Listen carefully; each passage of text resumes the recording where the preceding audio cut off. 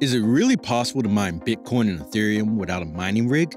Without any sort of arrangement of hardware elements, either CPU, GPU, and everything? Yes, it is super simple and easy. Something that you must know. Stay tuned to the end of the video to learn everything. Hey there, welcome back to the channel. We are back with another exciting video. In today's video, we will look into the easy possible method to mine Bitcoin and Ethereum and earn every single day $48 without any mining rig. Indeed, it seems impossible, but it isn't. You will start earning immediately after watching this video, so you don't have to worry about its legality because it's completely safe and involves passive income generation. So without any further wait, let's get started. People make money via mining cryptocurrency, but such a process is pretty complex.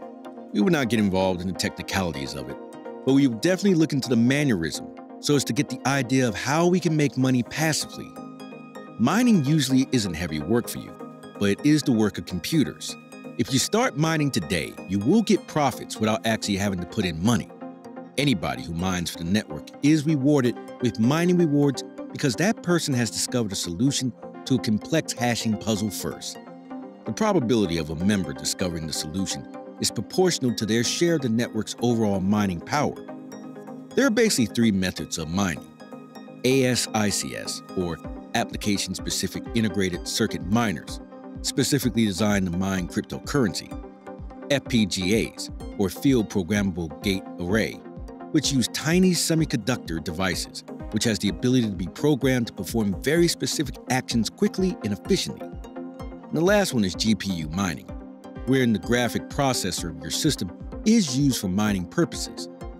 GPU mining is also the most known and profitable way of mining, which is why it is our topic of discussion today. The profitability of GPU mining depends on the cryptocurrency you choose. For the same reason, Ethereum is the most profitable way when mined via GPUs. On the other hand, for cryptocurrencies like Bitcoin, the profitability ratio is less because of the high competition in using ASICs for mining. GPU mining would be the most profitable for Ethereum, with a hash rate of 100.0 MHz per second for Bitcoin.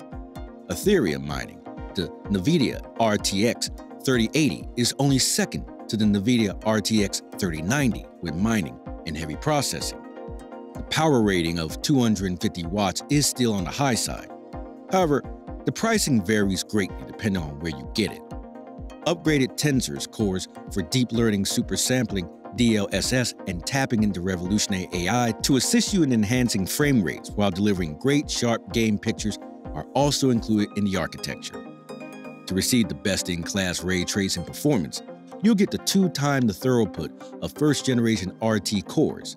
It provides a substantial boost to your mining requirements while also introducing all new AI capabilities. So let's look into the price details of the RTX 3080. On eBay, it is somewhere around $1,200, and in order to produce the most outcome, we might require somewhere around 10 RTX 3080, but that's just an estimate. To get the exact mining power, we want to go into the whattomine.com. It is a calculator that can compare, monitor, and configure your CPU under one shade. It will calculate how much power these CPUs can produce. RTX 3080 can roughly produce 723 MHz a second. Now, how much you will earn depends on the electricity costs in your country. You need to enter the cost of electricity in the designated spot. You can simply look it up on Google. The site will calculate the electricity consumption and give you an estimated income. Let's say your electricity consumption is 0.08 per unit. Then you should be able to generate an income of somewhere around $26 when you mine Ethereum with 8 GPUs. Now, you only need to be able to keep the power running for a day without any obstruction for this amount. Even when you think there might be, and your daily income comes to around $20, it's still a fair amount with the money you can make in a month, which will be above $600, and for a year, it will be above $7,000. So in about a year and a half, you will be able to get back all your investment money into CPUs. However, there's a catch to that process. Regardless of the fact that the cryptocurrency runs on a proof-of-work or proof-of-stake network, either way, it's profitable. However, the gravity of profitability is the question. To date, Ethereum has been working on a proof-of-work network. However, it is going to switch to proof of stake. Ethereum currently uses proof of work, which requires miners to solve complicated problems in order to validate transactions and issue new currency. This technique necessitates a significant amount of computer processing power and is sometimes criticized for its negative environmental impact. Miners are in prominence when its proof of work becomes bog computers and processors are required to validate transactions. But last year, Vitalik Buterin came out to launch the next version of Ethereum, Ethereum 2.0. Ethereum currently has two chains running in parallel, proof of work and proof of stake. While both chains include validators, the proof of work chain is currently the only one that handles user transactions. After the merge, Ethereum's blockchain will entirely transition to a proof of stake chain, rendering mining redundant. The merge's purpose is to make Ethereum more scalable, safe, and long-lasting. After all, assuming all goes according to plan, crypto mining will become obsolete, significantly reducing Ethereum's environmental impact. Because fewer coins are projected to be minted, the quantity of Ethereum is expected to fall.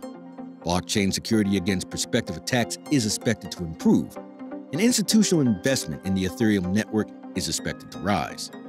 So, for many computers in the proof-of-work system, Ethereum will now have proof of stake, eradicating the concept of mining because the mechanism requires people with Ethereum to validate the process. The creator of a new block is chosen in a deterministic way based on the amount of Ethereum in possession.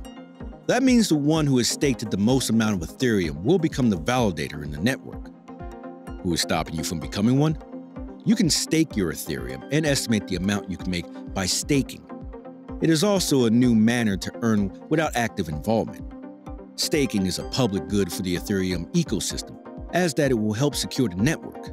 To date, there are above 13 million Ethereum staked with an APR of 4.3%, a decent amount.